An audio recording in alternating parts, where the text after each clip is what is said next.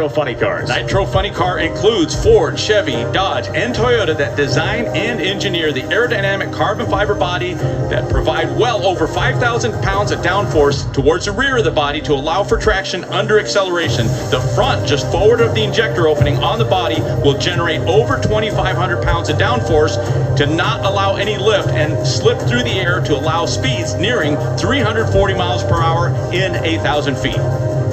And now let's take a look at our starting lineup for round one.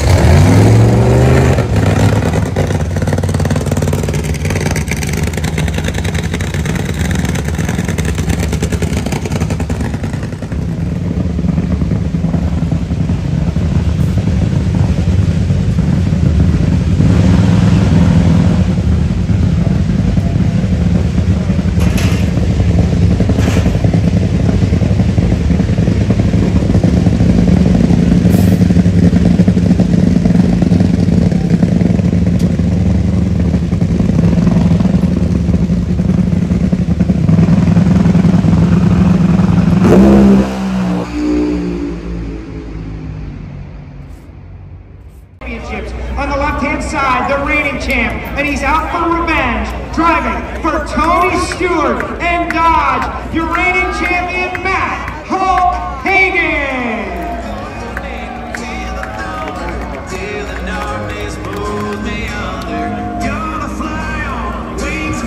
And over on the right-hand side, for NAPA and Toyota, he is a three-time world champion.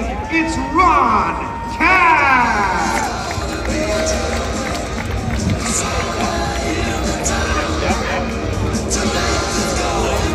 It's already been a great day if you're Tony Stewart.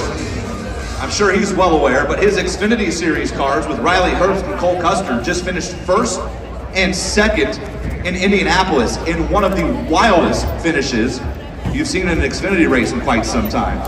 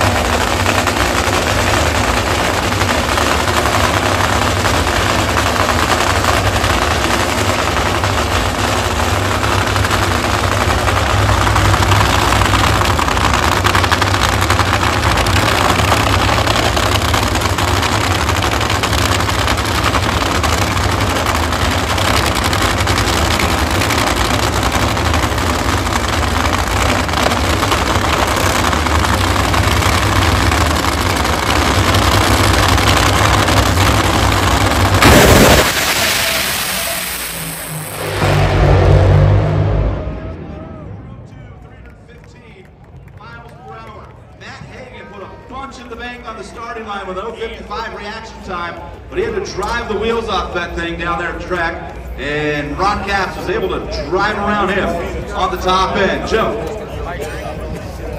Down here with crew chief Dean Antonelli, you're going to the final round of the Mission Boots Too Fast to Taste the Challenge. Cloudy day, so we look now at Austin Prock's car, already back in the pits. The Cornwell Tools body coming off as we look in from the Cornwell Tools pit camera, and the team has jumped into service. It will be Gary Densham, the man they've called in cars he raced, the teacher's pet, and taking on this man, a three-time world champion, the NAPA AutoCare colors in the GR Supra for Ron Capps. Capps is a guy who will tell you he grew up hanging on the fence at places like Fremont, places like Carlsbad, when Gary Densham was match racing back in the 70s. And that's exactly why Ron Capps wants to look forward to his next round opponent, but he's smart enough to know that Gary Densham is pretty savvy. He tunes his own car along with Greg Amaral, the tuner that was just making last-minute adjustment, setting the idle on the car, so I'm sure Ron Capps is going to be smart on this approach.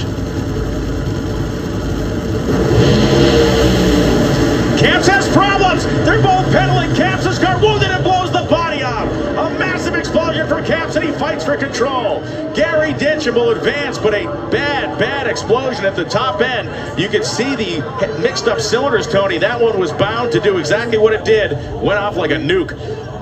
Yeah, and for a driver, drivers rely on instincts, and Ron Capps is as experienced as anyone. However, he's in the heat of battle. He knew that the car was laboring, cylinders were out. However, this is a competitor that you're looking at, and again, the competitor's instincts are to do whatever it takes to win. You want to be smart about it, but he heard, and he could likely see that Gary Densham was not out in front of him when Ron Capps encountered problems, but you can see he's out of the car. This is a driver that's in very good shape. This is a professional race car driver. He does this for a living. He owns his own car. He knows and understands what is at stake. Unfortunately, you can see a lot of damage on the car. It wasn't a hard impact, but it does seem that Ron Capps is well and out of the machine. This is an instantaneous cost of at least $100,000 on the low end, Tony. We might be looking at $200,000 vaporized in an instant as we check out this week's That's a Repair for Pep Boys. Walk us through what is the most cataclysmic explosion Ron's had in years. Well, the body itself is a $50,000 item, and here he is losing traction, and you can see all the raw fuel pouring out, and that causes the explosion. It is doing some damage internally. When the cylinders start to misfire, the supercharger boost pressure goes up because now you have one cylinder that is not burning the fuel. The boost pressure goes up. Now all the other cylinders are lean, but here's where the damage starts. An explosion is one thing, but it seems that the body explosion shifts the car. It literally lifts it up in the air and points it into the direction. This was just before the parachutes came out. But again, a saving grace is there is a safety shutoff system and enough damage with the body that it appears that it deployed the parachutes. It's spinning the tires. He's on the throttle. There's the explosion. And fortunately, the tethers were able to contain the body. It did not launch that body up into anywhere that was going to create any danger for anyone else. But here's Ron Capps. He's still driving the wheels off of this car, trying to keep it off of the wall, but the parachutes did scrub off enough of the speed for him to be able to contain the impact, but still a lot of damage. It's not just the body. It's not just the engine and the components. That chassis took a hard hit. It may not be salvageable. Ron climbs out of the car. In this sport, we know who the drivers are when everything goes wrong, and that man is a driver.